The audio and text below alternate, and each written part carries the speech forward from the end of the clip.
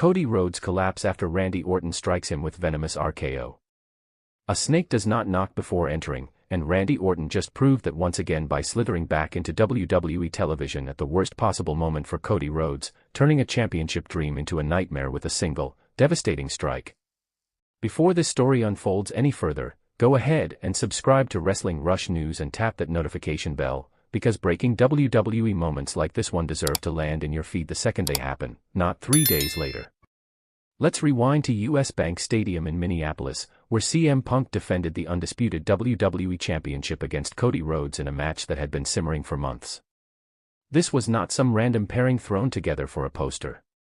Punk had returned to WWE in his hometown of Chicago and dethroned Sami Zayn after Zayn's title reign lasted a grand total of 9 days, which is shorter than most gym memberships people abandon in January. Rhodes, meanwhile, had been on his own collision course with Punk after being ambushed backstage by Gunther, forcing SmackDown general manager Nick Aldis to slot Punk in as his replacement that fateful night.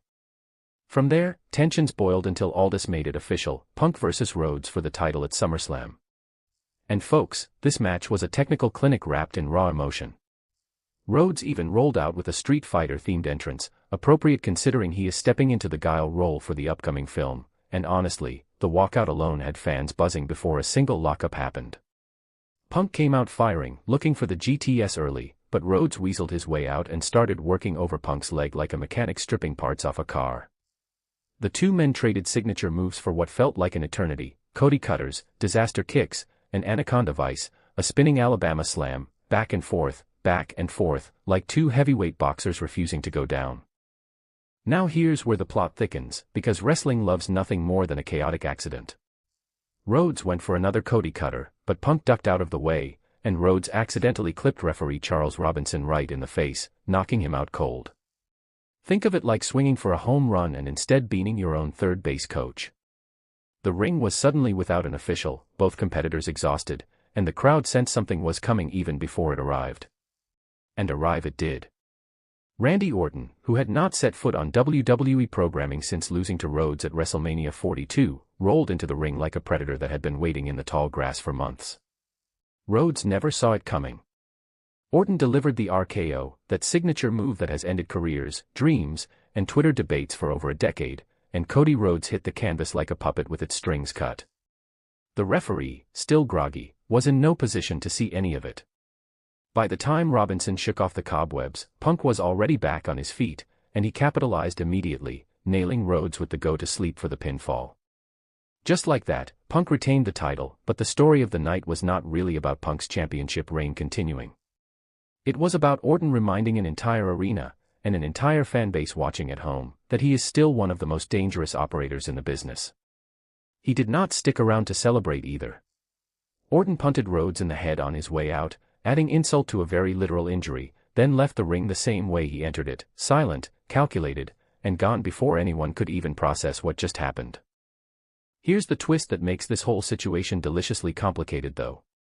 Orton returned as a heel, the bad guy, the guy fans are supposed to boo. Except the crowd cheered him anyway. That is the wrestling equivalent of ordering a villain and getting served a fan favorite instead, and it points to something WWE has been quietly wrestling with, pun fully intended, for months now. The company simply does not have enough credible antagonists. Roman Reigns gets cheered. Solo Sikoa, once a certified bad guy, is now getting babyface pops. Even Sami Zayn's usual underdog charm makes him impossible to hate. So when Orton slithers in trying to be menacing, the fans just see a legend they missed, and they cheer regardless of the script. For Rhodes, this is personal, and it should be. He beat Orton at WrestleMania, he was building momentum toward reclaiming championship gold, and now he is left in Minnesota, bruised, battered, and stripped of an opportunity because of one strike from a rival who clearly never let go of that WrestleMania loss.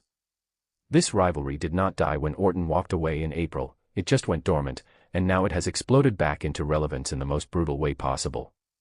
As for Punk, the champion is already looking ahead, calling out names across the SmackDown roster, with Gunther and Trick Williams both floated as potential next challengers after Gunther's own victory over Aldis earlier that same night. But make no mistake, the real headline coming out of SummerSlam is not who Punk fights next. It is the fact that Randy Orton is back, he has a target on Cody Rhodes, and this feud is far from finished. Thank you so much for watching, and we will see you in the next one.